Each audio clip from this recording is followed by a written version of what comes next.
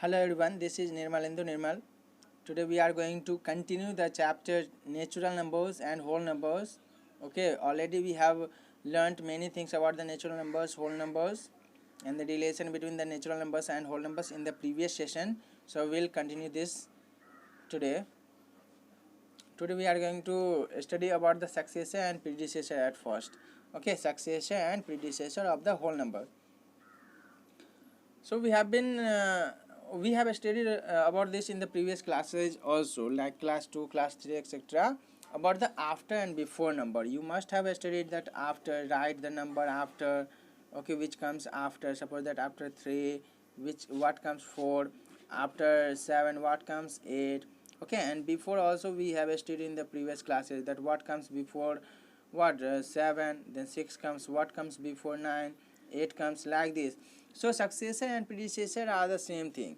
Okay, successor actually it is, we can say that it is the second another name of after, predecessor it is the another name of the before, whatever we have studied in the junior classes.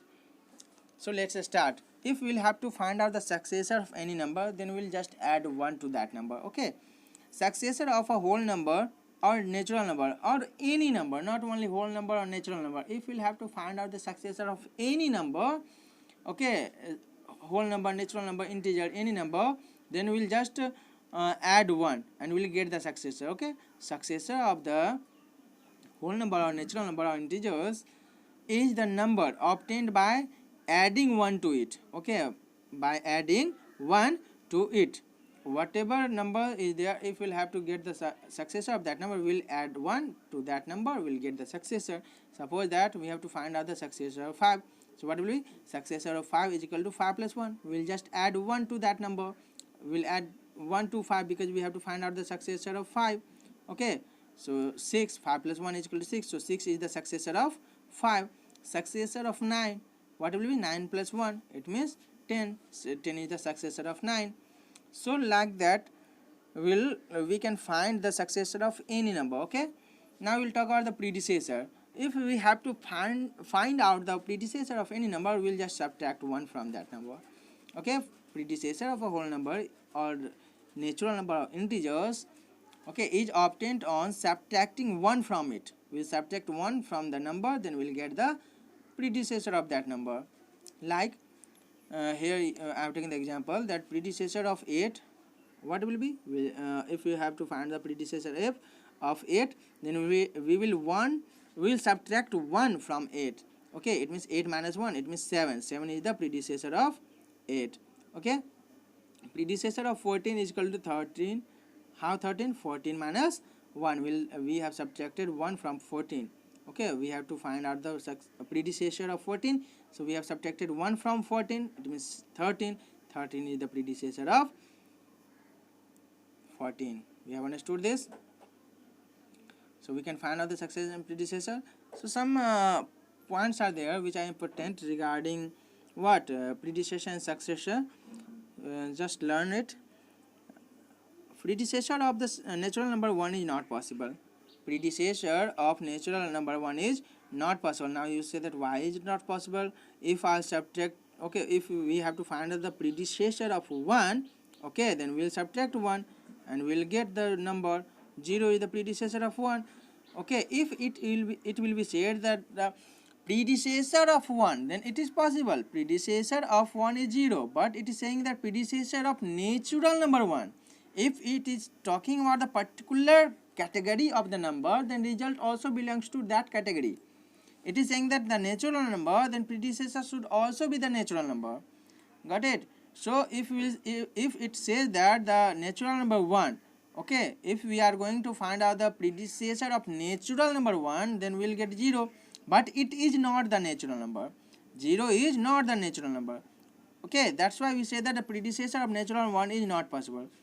If it will not say about any category that natural number whole number, if simply it would say that predecessor of 1, then obviously 0 would be the answer. 0 would be the answer, that predecessor of 1 is 0. But it is saying that predecessor of natural number 1, then 0 is coming, okay, which is not the natural number. So we will say that the predecessor of natural number is not possible. If it is talking about the particular category, then result also should belong to that category. If it does not belong to that category, then we'll say that predecessor is not possible. So predecessor of 1 is not possible, because predecessor of 1, if we are going to find out the 0, we are going to find out, then we'll get 0, and 0 is not the natural number. That's why predecessor of natural number is not possible. Okay, because because on subtracting should be there here. What is missing? On subtracting 1, okay, for finding out the predecessor, on subtracting 1 from the natural number 1, we get 0, which is not natural number. That's why predecessor is not possible of the natural number 1. But if we'll say that predecessor of the whole number 1, then it is possible, because predecessor of whole number 1 is 0, it is also whole number. Okay, predecessor of whole number, if we'll say that whole number, then yes, predecessor of whole number 1 is possible, because we'll get 0, and 0 is also the whole number. But if we'll say that predecessor of natural number 1, then we'll say that it is not possible, because the result is not the natural number. Result also should belong to the same category. Now the predecessor of whole number 0 is not possible, because if you are going to find out the predecessor of whole number 0, okay, then we'll get -1, and it is not the whole number. Okay, it is not the whole number. It is the whole number, but result is not whole number. That's why we say that predecessor of whole number 0 is not possible, because we are not getting the result as the whole number. Now representation of the whole numbers on the number line. We'll learn that how to represent any whole number on the number line. It is very easy. At first we'll draw the straight line for indicating the numbers on the number line. Okay, we'll draw the straight line. At one place we'll mark 0, okay, and towards right, on the right side of 0, we'll mark the another whole numbers like 1, 2, 3, 4, 5, and so on. Means according to requirement we'll mark the numbers. So like this we'll draw the number line. But few important things we'll have to keep in our mind. That first thing, that line should be straight. At the beginning we'll put 0. On the right side we'll start writing 1, 2, 3, all the whole numbers one by one. And one very important thing is there, that the gap between two consecutive numbers should always be equal, okay.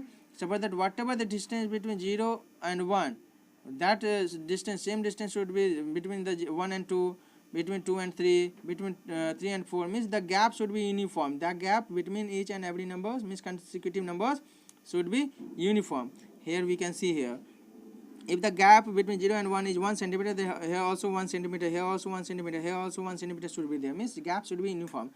Okay, whatever you take the measurement, in place of 1 centimeter you can take 2 centimeter, here also it should be 2 centimeter, gap should be uniform.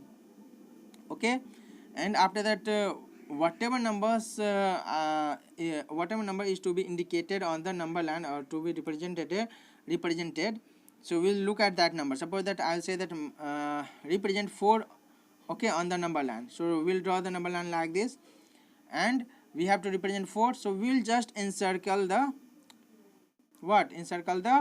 4 here, this marking level. Okay, so otherwise we can darken it to indicate and we can represent it by any digit I'm saying, and letter like capital A, capital B, capital C, any of the letters. Okay, either we can encircle, we can darken it or encircle it, anyone we can do it to represent the number. Suppose that we have to indicate or represent 7, then we'll encircle it, otherwise we will darken it or we'll mark it A, B, C, D, anything. Okay, like this we can represent. So one thing more, that whenever you are going to draw the diagram, please use the pencil, don't use the pen. So now 0 is the smallest whole number, we know that. There is no whole number on the left side of 0. Obviously on the left side of the 0 there is no whole number, because we are going to write the whole numbers. So 1, 2, 3, 4, if on the left side nothing will be written. Okay, there is no whole number left side of the 0, because no number is there less than 0 which is whole number. Okay, each whole number other than 0 is on the right side of 0. Okay, every whole number is on the right side of 0. Okay, a whole number is greater than every whole number on the left of it. One thing, that if we are moving towards right, then we can observe that the value increases. If we will move right towards right, then value increases. If we will move towards left, then value decreases. Okay. Okay, suppose that I am selecting this number 5. So whatever numbers are lying on the left side of 5, those are smaller than 5. Okay, smaller than 5, and right side of this number, okay, are greater than 5. So on the left side always a smaller value lies, on the right side of any number greater the value lies. So greater than every whole number, greater than every whole number on its left, smaller than every whole number on right. Yeah. So if we are talking about this 5, then it is smaller than all the numbers which are on the right side. Okay, suppose that I have taken 5. 5 is smaller than 6, 5 is smaller than 7, 5 is smaller than 8, 5 is smaller than 9. Whatever numbers are on the right side, so all are bigger, all are greater numbers. Obviously this will be smaller than all those numbers which are on the right side. So like that, if we are talking about the 5, then it is greater than 4, it is greater than 3, it is greater than 2, it is greater than 1, it is greater than 0. So whatever numbers are on the left side, okay, these are smaller. It means 5 is greater than all those numbers which are lying on the left side. I hope that you have understood. If you have not understood, then rewind the video and see again. Now we are going to talk about some properties of the whole numbers. Okay, the main property for the operations of the addition, subtraction, multiplication and division on the whole numbers are, okay, some properties are there regarding the operations. Operations means what? Addition, subtraction, multiplication, divisions. These are known as the operations in the mathematics. Okay, so we'll know about some main properties of these operations, okay, on the whole numbers. So first property is their closure property, second commutative property, third associative property, fourth distributive property, fifth identity property, and sixth inverse. One by one we'll talk about these properties. First one is their closure property. Actually, what does it say? What is the meaning of the closure property here? Let us understand by the example. If I'll say that take any two whole number, suppose that I have taken 5 and 7, okay, 5 and 7. If I'll tell you that get the sum of these numbers, these two are the whole numbers, you have taken two whole numbers 5 and 7. If you will find the sum, then you will get 12. Okay, so you have taken two whole numbers and sum also you have got whole number. It means the sum of two whole number is also a whole number. The sum of any two whole numbers, you take any two whole number, and if you will get the sum of those whole numbers, then the sum is also the whole number only. So actually this property is known as the closure property of addition of the whole number. Okay, so the sum of any two whole numbers, okay, sum of any two whole numbers is also a whole number. Here we are talking about the properties for the addition, and then we will talk about the properties for the multiplication, subtraction, division, etc. So the sum of the any two whole numbers is also the whole number. This is the closure property. Then we will say that addition of the whole numbers is closed. In another word, we can say that addition of the whole numbers is also is closed. Closed means what? The addition of whole number is also whole number.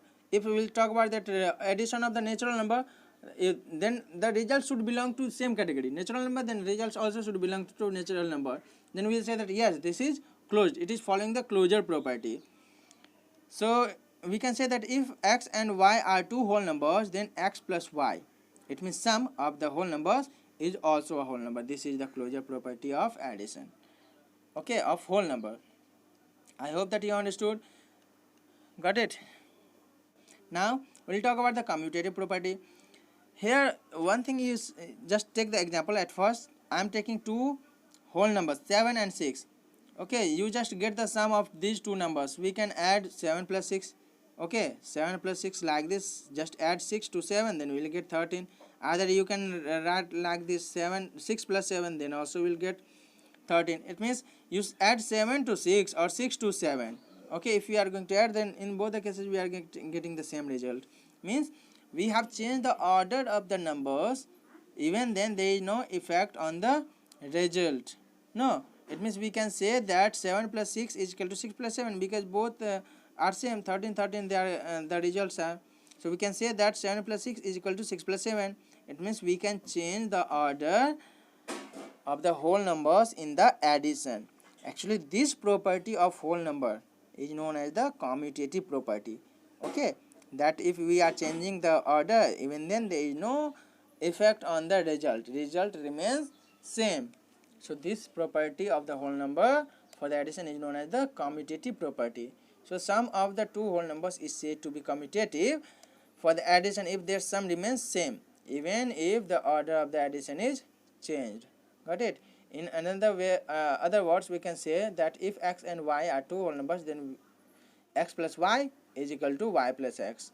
Okay, this is the what? Commutative property. So we have learnt about the two properties, many are left. Okay, so in the next session we will talk about the left properties, remaining properties. So in this session this much only. Bye, have a nice day, and